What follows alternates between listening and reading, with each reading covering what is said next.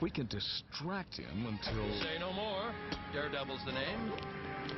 Distraction's my game. And if I don't make it, it's been a real slice of heaven, gang. Hang loose, heroes. Hello everyone, thanks so much for joining me here today as we get to talk about one of my most favorite subjects, comic books. My name is Jose, I love comic books, I love talking about them, I love sharing them with you. Feel free to follow me on social media if you would like. Links are in the description below. I've also posted a link to the Marvel fan site that'll have plot synopsis and character bios for this issue. So I am continuing Frank Miller's run through Daredevil. I do have a playlist. I have almost all of the original issues. I am missing a few, but those I'm missing, I do have trade paperbacks that and collections of them. I got about 80% of the Miller run in actual comics, but unfortunately, some of the ones I don't have are the more expensive ones, so we'll see if I ever complete it. So, Daredevil 173 from 1981, written and penciled by Frank Miller, inks by Klaus Janson. This is actually one of the issues I actually do have. So, all right. So, we got here a guy here going, "Hey, catch that act. A blind guy is walking alone down this alley in this neighborhood. I mean, he's got to be crazy." And this other dude says, "Yeah, crazy and loaded with dough, too. Look at that suit. Must have cost him $4 easy." That's $400. And so Klaus Janson is the inker, and already look at this wonderful use of screen tones. Klaus Janson is a master of screen tones. Him, Terry Austin, Tom Palmer, wonderful. And then this other dude says, but ain't gonna cost us a stinking penny, he says. So, Stan Lee presents Lady Killer, starting Daredevil, the man without fear. So, and of course we got Matt Murdock walking through. Frank Miller, story and breakdown art. So, Miller with breakdown art is hardly any details. Mostly would be basically just roughs. And then Klaus Janson is basically penciling over Miller's breakdowns. And then Glynis Wein, she's also the colorist in Uncanny X-Men. And Denny O'Neil, the longtime Batman writer during the 70s, had gone to Marvel to work as an editor. And when he went to Marvel as the editor is kind of what got Frank Miller into doing the Dark Knight Returns and Batman Year One, because Denny O'Neil had left Marvel to go to DC to become the editor on the Batman books. So, no Denny O'Neil. Perhaps there is no Dark Knight Returns. Who knows? So this dude puts in a knife. You can see it here, a snake. This would probably be a switchblade, most likely. And the dude here in the hat says, "We collecting for the Jimmy Fund. Me, I'm Jimmy. Your money, sucker. All of it," he says. And this dude in the middle says, "Man, you can have that money. I just want that suit." And this other one goes, "Dibs on the shoes. Hey, what's doing with that cane? What in the..." And so you can see he hits him with the club and then hits him with the other one. Or hits one guy with this, hits the other guy with the other one. That's what.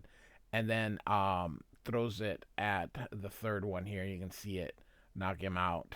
And Matt goes, "These punks have been terrorizing the neighborhood lately. Maybe this little episode will convince them to find honest work. Maybe." And Matt continues here thinking, "New Billy Club checks out just fine. Hope it lasts a while. I've been going through a lot of them lately." And then he, you can see here, he's touching his watch. He goes, Oops, unless my Braille watch is running fast. I'm due at the office. Better hurry. So, exit Matt Murdock, attorney at law. Enter Daredevil, man without fear, bane of the underworld, champion of the oppressed, and so on. So, all right, so we're in another part of town here, and it says, this guy says, "Don't worry. Sure, what's to worry about? It's only midnight. We're just lost in one of New York's scariest neighborhoods." And she says, "You can head back right now, Jeff. It was our editor's idea for you to tag along, not mine. Lord knows why he thinks I'd be safer with a wimp like you." And he's like, "I just think we should." And of course, you see someone heading from behind here with the hands out. Frankly, Jeff, I don't care what you think. I'm onto a hot story. And he starts choking this guy. He's like, "Cut, cut." Matt Murdock is defending one of the most notorious killers in modern history. I got a tip that he's meeting with the client tonight at the storefront office of his. So I'm going, and here the guy no longer struggles. Obviously, poor guy is dead here. So she continues. So I'm going to corner them for an exclusive if I can just find that address. Here it is. Jeff, have we passed Avenue D yet? Jeff? And she's like, "Where'd you go? This isn't funny. Cut it out." "What? Where? Sorry, you're not Jeff. What are you? Stay back." And you can see the screen tone coming up here. So someone's approaching her, and she begins to scream here. You can see the letters again with a vertical panel. Every time I do Frank Miller and Todd McFarlane. By the way, I have also a playlist for Todd McFarlane. Those two are the best at doing vertical panels. Amazing work that they do. So Daredevil hears the screaming, and here this guy goes, "Bad girl, you shouldn't have screamed," and slaps her. And Daredevil goes, "Didn't need my super sensitive hearing to pick up that scream. It's a woman in trouble 3 blocks away." And so Daredevil goes, and the guy goes, "Have to punish you," and slaps her again. "Sometimes I wish my remaining senses hadn't been amplified by the accident that cost me my sight.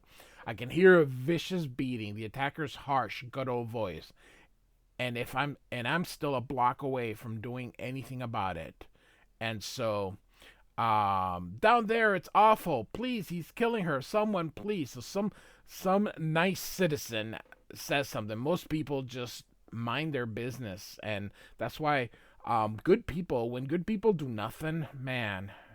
And so here, wonderful screen tone again. You can see Daredevil diving, and Daredevil goes, "He's getting away. That neighbor scared him off. I could follow him. I'd love to.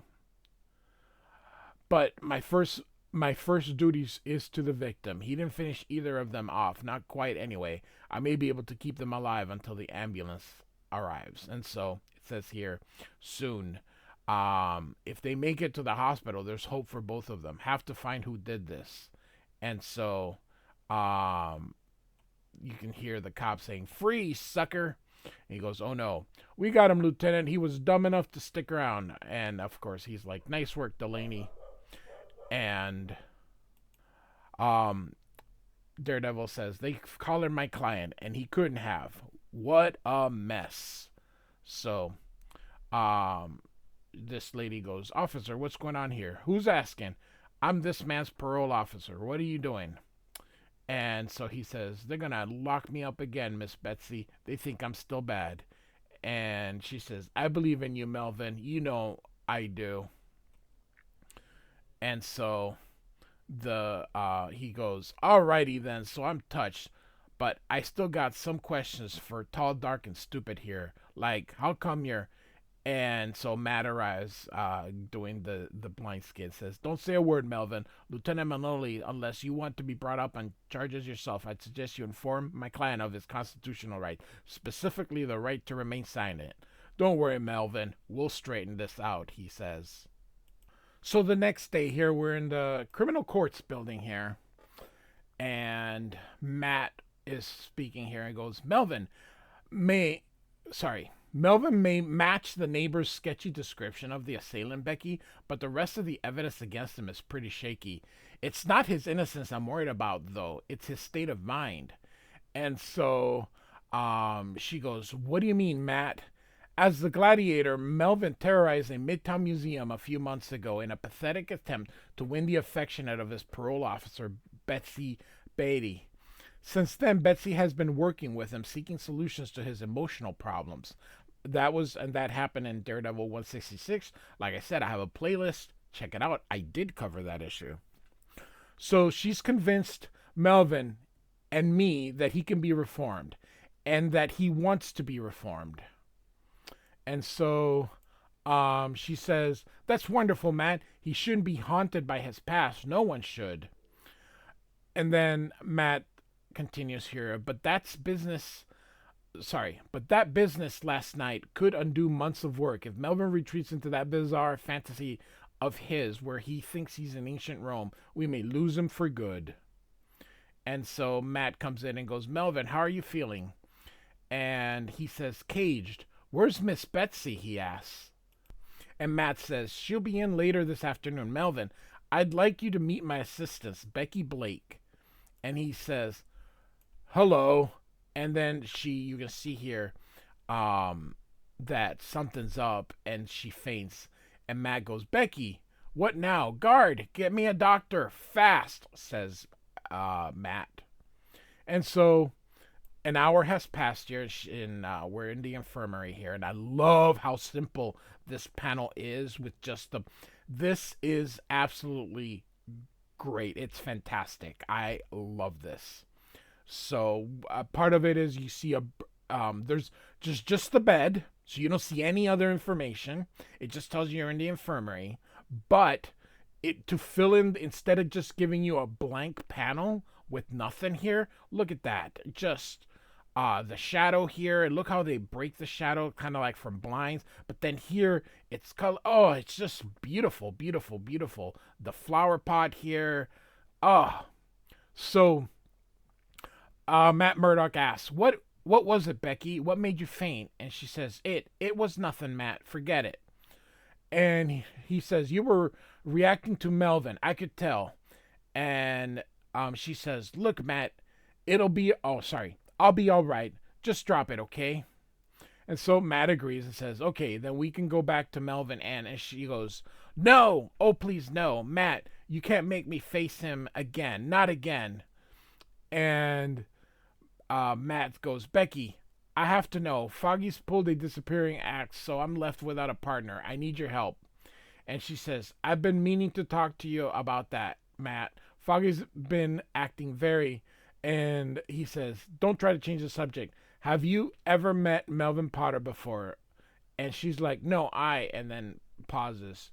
And then she goes, "Yes." So, and she says, "It was 3 years ago. I was a student at Harvard working toward a law degree. I was a good student, Matt. I was walking to my dormitory one night, alone. I guess I was stupid. Then all of a sudden, he was right in front of me.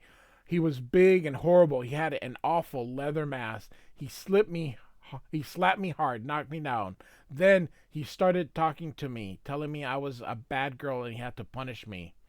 And Matt goes, "Just like the attacker last night," he thinks. And out loud, he says, "What did you do?" And she says, "What I could. He was so strong. But I tried to fight him, but he was so strong," she says here. Real quick, I meant to I love the eyes. Miller has such distinct way of the eyes. Very cool.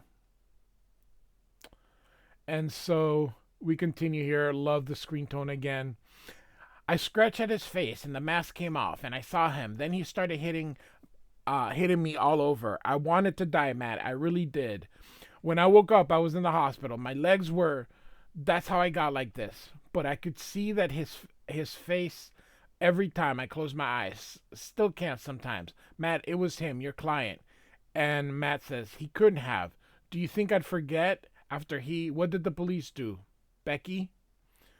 And then she's silent here, and I love this. It just breaks down the panels here so we can focus this part on him. And Miller is such a creative force. And Becky says, "I didn't tell them, Matt. I told them I didn't remember." And Matt says, "What? You didn't report it? You work for me, and you didn't report a crime like that?" And Becky says, "Don't try to judge me, Matt. You just don't know. It was so humiliating. I knew I was helpless, that nothing I could do. It was up to him whether I lived or died. Up to him, not me. I was nothing.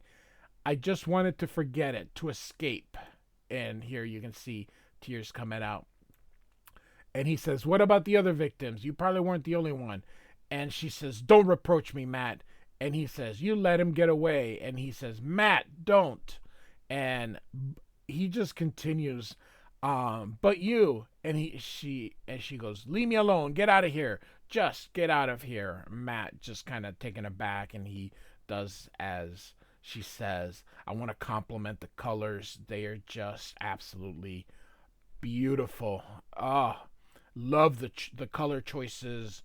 Glynis Oliver, Glynis Ween, same person, just married. She was married to Len Wein, and then when she divorced, she went back to her maiden name. Just beautiful coloring. And so says here, the next afternoon in court. So the district attorney says, "The prosecution will prove that the defendant, Melvin Potter, is mentally competent to stand trial, and that on January 16th, he kidnapped and held as hostage 3 innocent children and their guardian. And he did, in fact, murder a museum guard and permanently cripple the museum's curator."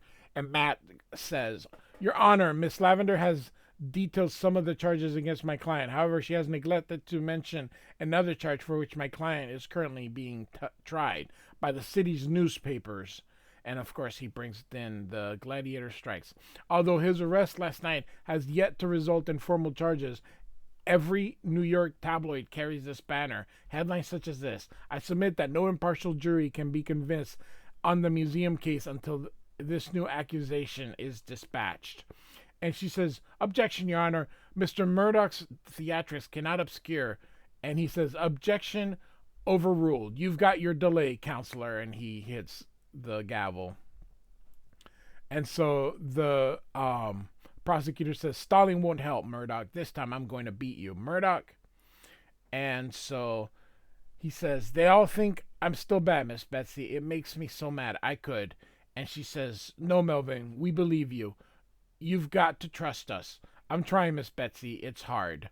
So, and Matt walking down the steps. I love it. It's just very cool here. The use of perspective and just kind of the liberties taken here. And so Matt says, "Melvin's on a short fuse. I've got to get something on this case, and fast. Without Foggy, without Becky, Matt Murdoch can't find out what he needs. But maybe, just maybe, somebody else can." And of course, he means Daredevil. So off he goes.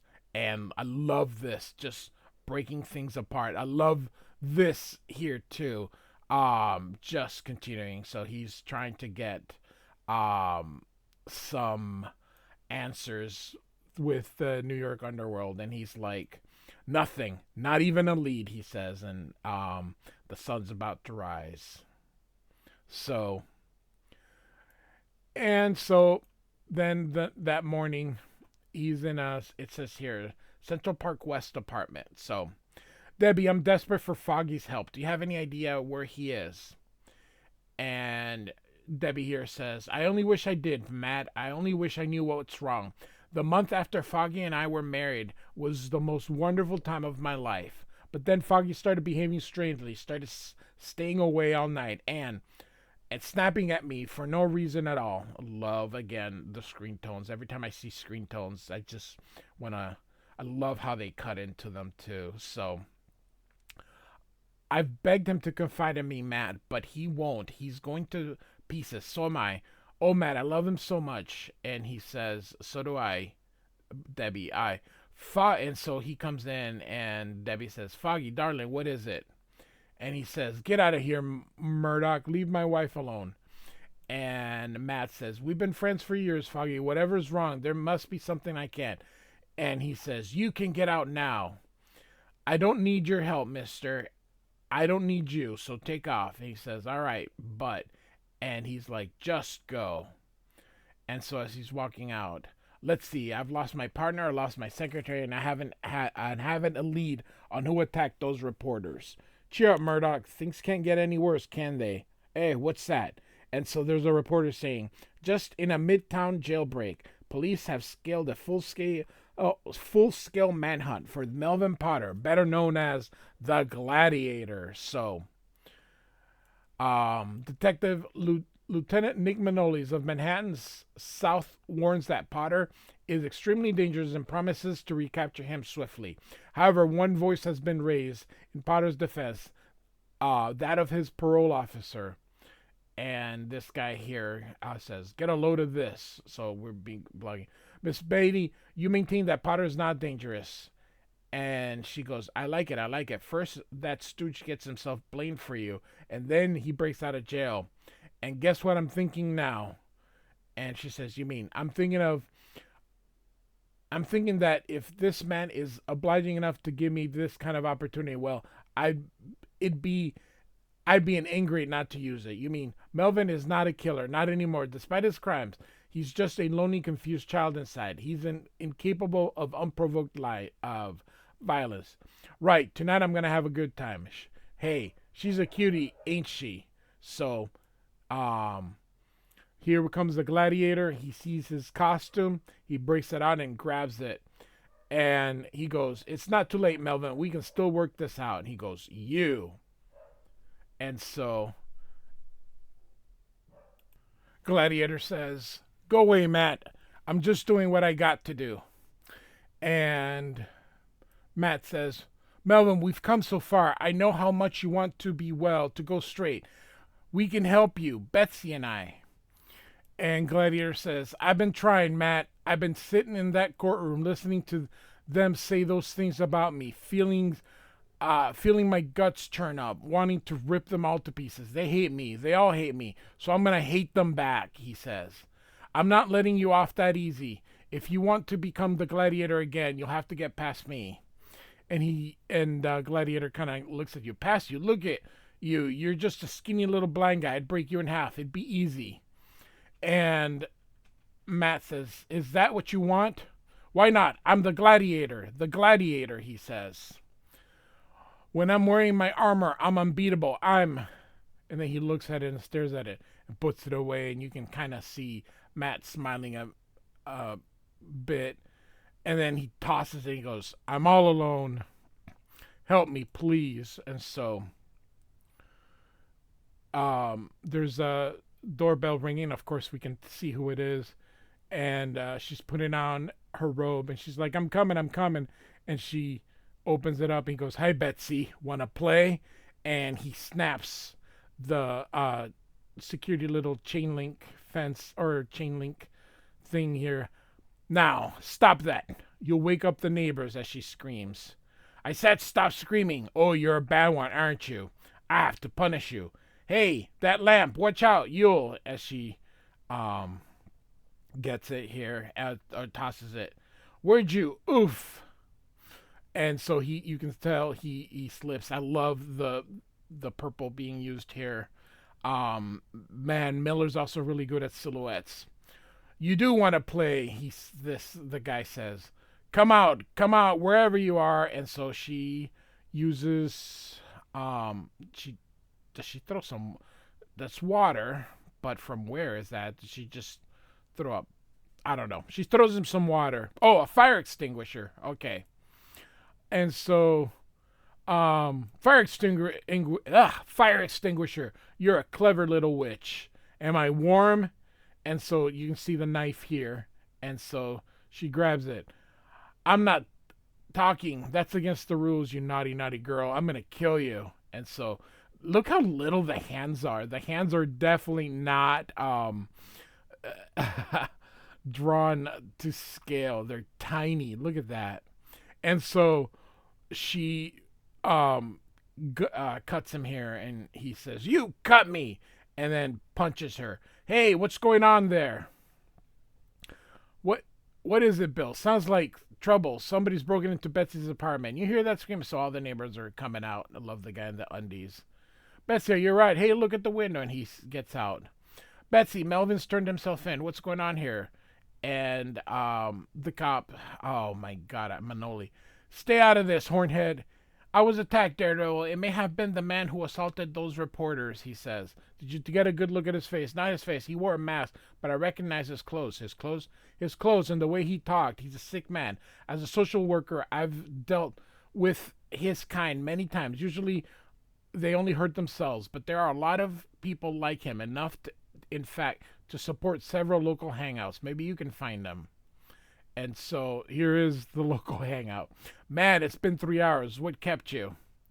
Right into a bit of trouble, Sly. Some nosy neighbors.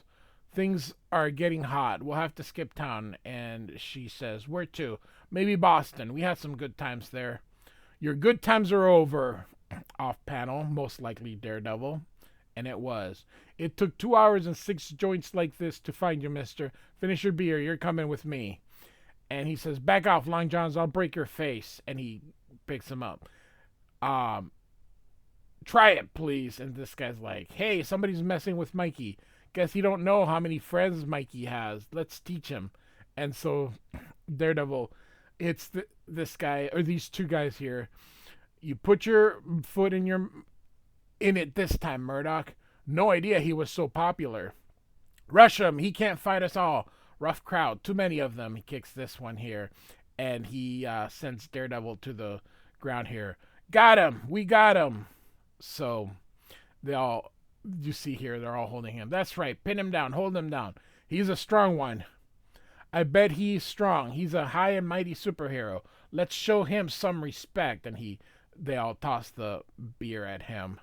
Can't move. Helpless. I'm helpless at his mercy. Just like Becky was, and punches him. And here, just like Becky. And so, what the hey? And so he grabs, you can see here, grabbing him. Love the action. Man, that Frank Miller can certainly choreograph a fight here. Look at that. Just punching the thugs. And so, lousy owl. And so he goes and kicks him. No, don't. And he takes off the mask and punches him. And this guy, just the bartender behind, hiding here. And so look at that. It does look like Melvin. He does. It's like he has a twin brother. So it says here, and now on the news. Things have been happening tonight, haven't they, Lloyd? They sure have. Melvin Potter's parole officer bravely fended off an attack. Even as Miss Potter himself, who broke free of jails a few hours earlier, walked into the House 23rd and turned himself over to the authority. Lieutenant Manolis was unavailable for comment. Well, you look at that. Mickey and that gladiator, they're dead ringers. So, and of course, here we have Michael Reese. And so, there's not a bzz, bzz, so kind of like a doorbell, I guess you could say. And so, Matt, your face. And he says, Becky, something happened last night that made me understand at least a part of what you went through 3 years ago. I wish I could say that it's all right and everything's all right now, but I can't. The man who battered you has been arrested, but there isn't enough evidence to convict him without your testimony. You may be the only victim who has seen his face. If you don't call the police and report what happened, he'll go free. So you can see Matt picking up the phone here and putting it next to her. He'll go free, and you'll spend the rest of your life imprisoned by that one hideous memory. Becky, he robbed you of the use of your legs. Nothing can change that, but don't let him cripple you. And so he walks out. She cries, wheels away, looks at the newspaper, sees him, crumples it up, and she says, get me the police. So, next issue, The Return of Elektra. Daredevil 173 from 1981, written And, well, we can say pencils by Frank Miller. Inks by Klaus Janson, although he did more than that. But anyway, we're going to cover his entire run, so we still got a lot of issues left. Like and subscribe, and I do thank you for listening. Goodbye.